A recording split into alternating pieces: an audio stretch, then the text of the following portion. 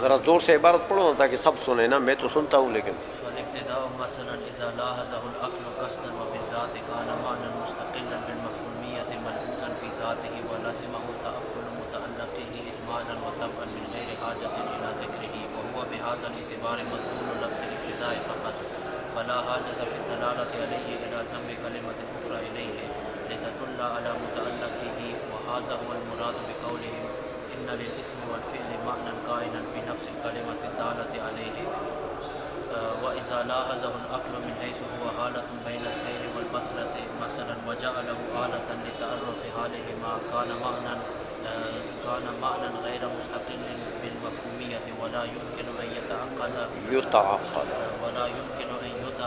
إلا بذكر متعلقه بخصوصه ولا أن يدل عليه إلا بضم كلمة أخرى دالة على متعلقه. چلو فالابتداء سے آپ مثال دیتے ہیں جو پہلے مضمون ہو مثلا کے لیے موضوعات کے لیے مثال دیتے ہیں. فرماتے ہیں کہ جیسے مثال کے طور پر جب عقل قصداً و بالذات کسی معنی لحاظ کرتی ہے کسی چیز یعنی عقل کسی چیز کا لحاظ کرتی ہے قصداً و بالذات تو وہ معنی مستقل بالمفہومیت ہوتا ہے. اور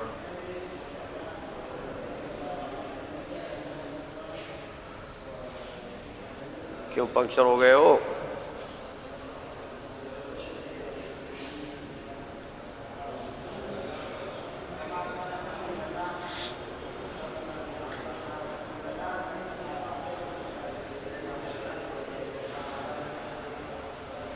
بولو مثال دیتے ہیں ابتدا کی مثال دیتے ہیں کہ جب ابتدا کا عقل لحاظ کرے اور وہ لحاظ قصد اور بالذات لحاظ تو یہ پھر معنی مستقل ہے.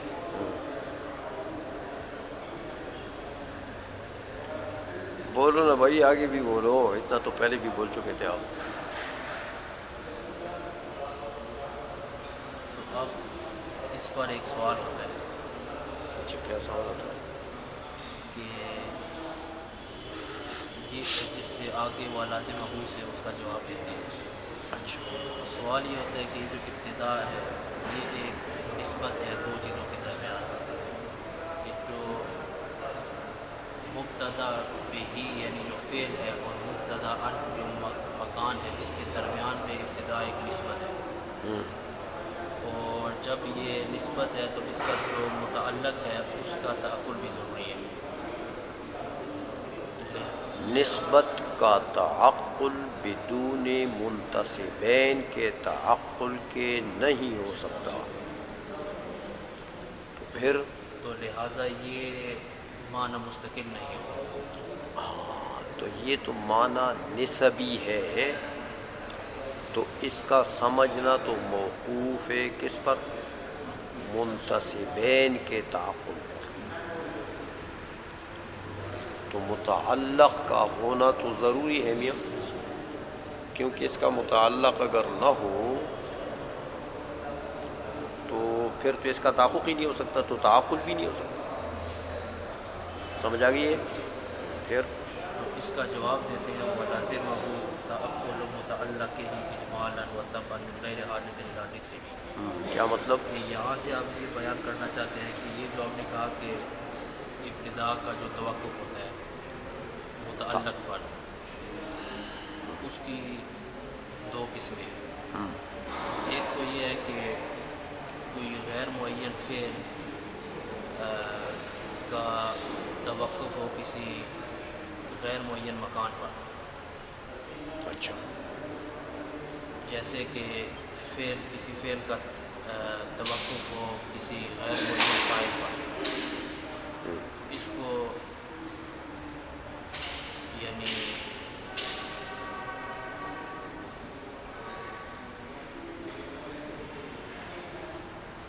کیا مطبل ہو گیا ہے؟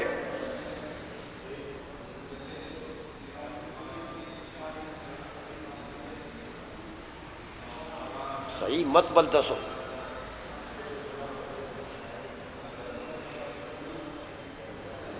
پنجابی لوگ جو ہے پنجابی بولتے ہیں مطلب کو مطبل بولتے ہیں نا. مطبل دسو, مطبل کیا ہوا ہے؟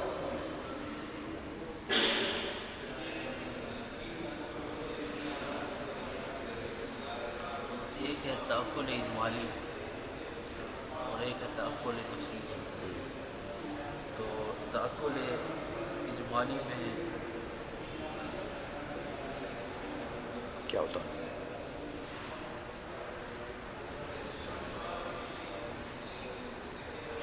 یار یہ حاصل و محصول کی بات ہے نا شرح جامی کی, یہ بڑی معرکۃ الاعراب حاصل. مشکل تو اتنا نہیں ہے, لیکن بہرحال چونکہ کچھ دقت تو اس میں ہے, کچھ نہ کچھ, اتنی زیادہ مشکل نہیں ہے. لیکن ہمارے ملک کے طلباء نے اور علماء نے اس کو بو بلا بنایا ہوا ہے.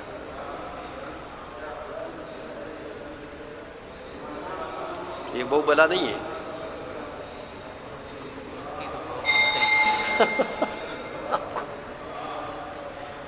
اچھا بلا ہو گئی ہے؟ بلا نہیں ہے بھائی, بہت آسان ہے.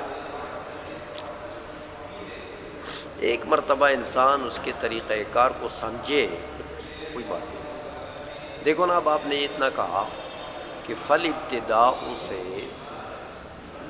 یہ مثال دے رہے ہیں ما قبل کے لیے, ممثل لہو ما قبل میں ذکر ہو گیا, تو اتنی بات تو ٹھیک ہے. لیکن ما قبل میں دو چیزوں کا ذکر ہو گیا کہ موجود خارجی کی دو قسمیں, جوہر اور عرض, یعنی مستقل بالذات اور غیر مستقل بالذات, جو اپنے قیام میں دوسرے کا محتاج ہو یا اپنے قیام میں دوسرے کا محتاج نہ ہو. تو جس طرح موجود خارجی کی دو قسمیں, موجود ذہنی کی بھی دو قسمیں. موجود ذہنی کیا چیز ہے؟ وہ معنی جو لفظ کا مدلول ہے, وہ معنی کدھر ہے؟ ذہن میں ہے نا. تو اس معنی کی بھی دو قسم.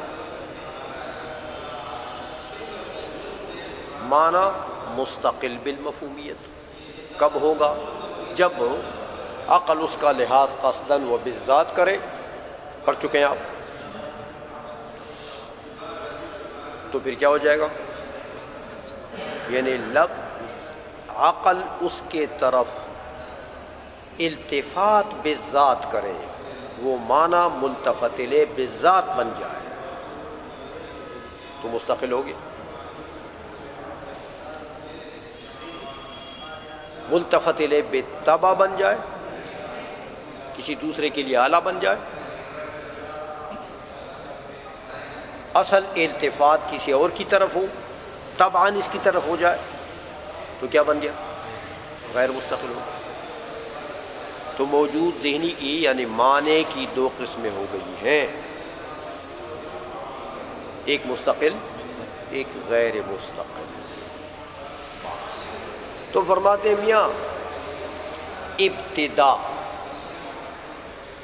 ابتدا بھی ایک معنی ہے. ابتدا کیا چیز ہے؟ معنی ہے.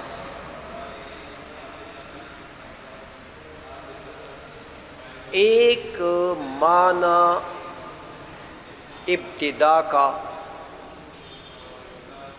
مستقل بالمفہومیت ہے, مستقل بالذات ہے. دوسرا معنی ابتدا کا غیر مستقل. یہ وہ مثال ہے کہ دیکھو ابتدا اصل وضاحت تو اس کی حاصل کے بعد کریں گے, وہ منطقی انداز میں کریں گے, وہ صاف سمجھ آ جائے گا. ابتدا جو ہے یہ ایک معنی ہے, ایک مفہوم ہے. اگر ذہن اور عقل اس کی طرف التفات بالذات کرے, یہ مدرک قصدن و بالذات ہو جائے, تو یہ کیا ہے؟ مستقل. تو یہ جو مستقل ابتدا ہے الفاظ کی دنیا میں، اس کے اوپر دال کون ہے؟ لفظ ابتدا، الابتدا. سمجھ آ گئی؟ من نہیں، من کی وضع اس کے لیے نہیں. یہ جو جس ابتدا کو عقل نے التفات دیا قصداً و بالذات ہو، سمجھ میں آ گئی ہے، اور اس کا لحاظ کر لیا قصداً و بالذات ہو، یہ ابتدا ایک معنی ہے. لیکن اس معنی کے اوپر لفظ دال کون سا ہے؟ لفظ ابتدا. تو لفظ ابتدا کیا چیز ہے؟ مصدر ہے. تو مصدر کیا چیز ہے؟ اسم. تو لہذا اس ابتدا پر دال کون ہے؟ اسم. یہ معنی اسمی ہو گیا. یہ معنی سمجھ آ گئی کہ نہیں آئی؟ فالابتداء مثلا سے یہ بتا دیا آپ کو کہ اذا لاحظہ قصدا وبالذات کان معنی مستقلا بالمفہومیت.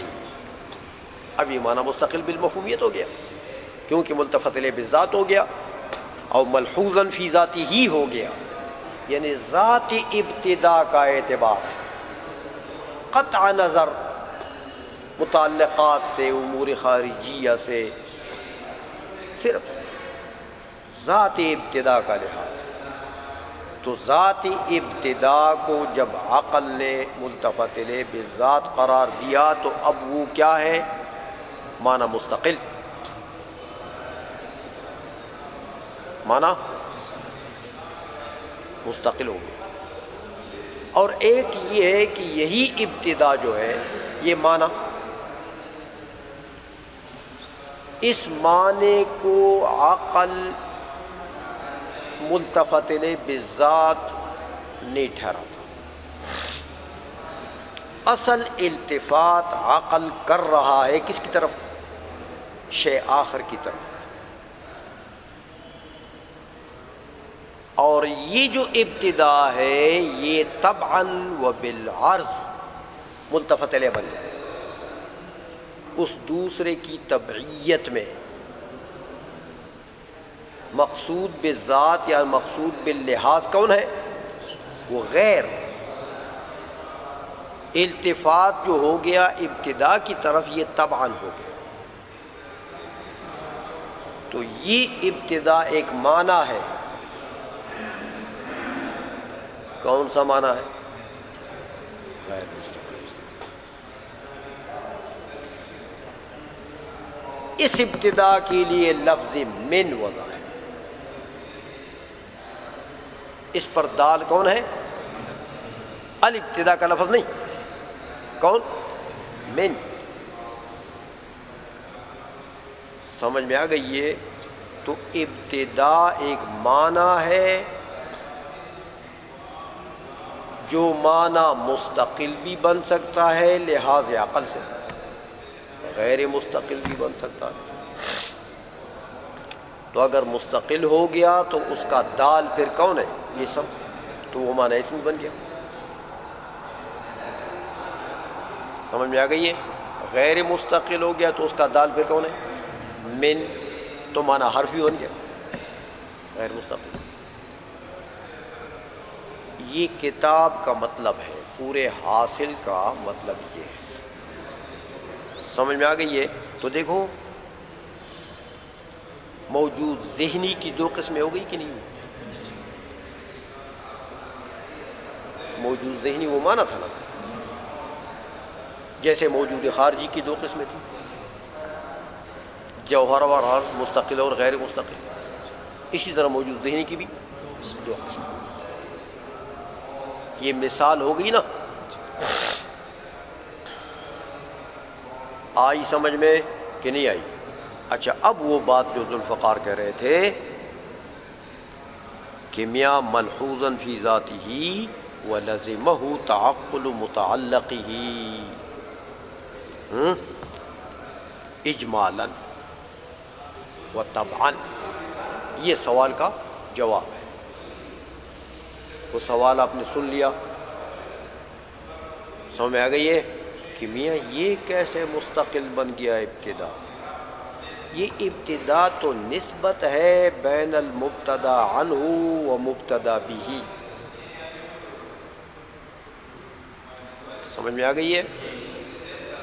جہاں سے ابتدا ہو رہا ہے اور جس سے ہو رہا ہے،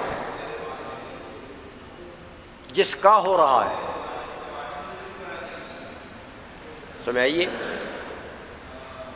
جہاں سے ہو رہا ہے اور جس کی ابتدا ہو رہی ہے،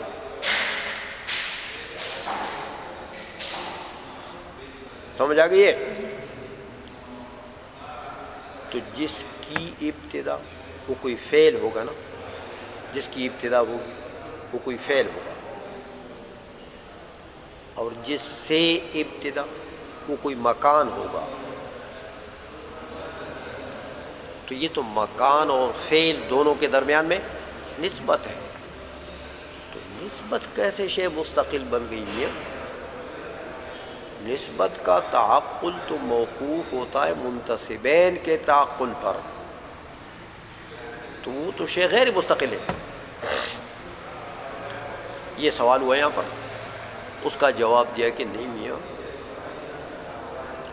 منتسبین کا اعتبار نسبت کے ساتھ اس کی دو قسمیں ہیں۔ ایک یہ کہ منتسبین کا اعتبار اجمالی کیا جائے، سمجھ آئیے؟ اور دوسرا یہ کہ منتسبین کا اعتبار تفصیلی کیا جائے۔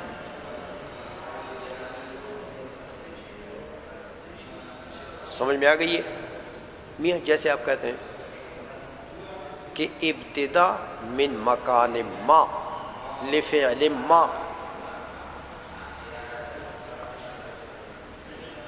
ابتدا، بس ابتدا کسی مکان سے ابتدا ہو اور کسی فعل کی ابتدا ہو، کوئی خصوصیت کو دخل نہیں دیتے آپ کہ کسی خاص مکان یا کسی خاص فعل کو، نہیں، بس ابتدا ما، یعنی من مکان ما ولفعل ما، یہ منتسبین کا لحاظ اس میں کیسے ہو گیا؟ اجمالاً، سمجھ آ گئی ہے؟ تو اس کو کیا کہتے ہیں؟ الابتدا، یہ معنی اس لیے اس میں منتسبین کا لحاظ اجمالی ہوتا ہے۔ کیا ہوتا ہے؟ تو اجمالی لحاظ اگر منتسبین کا ہو جائے تو یہ چیز کو غیر مستقل نہیں بناتی، سمجھ آئیے؟ اس معنی کو غیر مستقل۔ اچھا ہاں، اگر تفصیلی لحاظ ہو جائے منتسبین کا پھر کام خراب ہو جائے۔ تفصیلی لحاظ ہوگا تو اس کے معنی یہ ہے کہ آپ فعل خاص کی ابتدا ذکر کریں گے، من مکان خاص، تو میاں پھر تو وہ نسبت بن گئی ہے، پھر تو وہ نسبت جو ہے وہ معنی ابتدا والا معنی جو ہے وہ تو منتسبین قصداً و بالذات ملحوظ ہوں گے عقلاً، اور یہ نسبت یہ طبعاً و بالعرض ہوگی، تو یہ معنی حرفی بن گیا۔ سمجھ میں آ گئی ہے؟ لہذا غیر مستقل ہوگی۔ تو منتسبین کا لحاظ اجمالی جو ہے وہ اس معنی کے استقلال کے منافی نہیں ہے۔ تو ہم نے اگر الابتدا کو مستقل کہا ہے وہ اجمالی لحاظ سے کہا ہے، اس میں منتصبین کا لحاظ کیسا ہے؟ اجمالاً ہے، تو یہ اس کے استقلال کے منافی نہیں ہے. ہاں اگر تفصیلاً کریں گے تو پھر منافی ہے. تفصیلاً کرو گے کہ میاں سیر کی ابتدا، تو دیکھو فعل آپ نے منتصبین میں سے ایک کو آپ نے خاص کر دیا، بصرے سے ابتدا، بصرے سے ابتدا، تو مکان کو بھی خاص کر دیا. اب اس کے لیے یہ معنی ابتدا جو ہے یہ غیر مستقل ہو گیا، لہٰذا اس کے اوپر دال کون ہے؟ من. یہاں آپ من آئے، یہ معنی حرفی ہو گیا. بات سمجھ میں آ گئی ہے؟ اس لیے اس کا جواب دے دیا کہ میاں ولزمہ تعقل متعلق ہی اجمالا و طبعا من غیر حاجت الی ذکرہ، اس متعلق کے ذکر کی ضرورت نہیں یہاں پر، کیونکہ وہ تو ابتدا ہے من مکان ما، ہاں لفعل ما، تو وہاں اب ذکر کی ضرورت ہے. آج سمجھ میں؟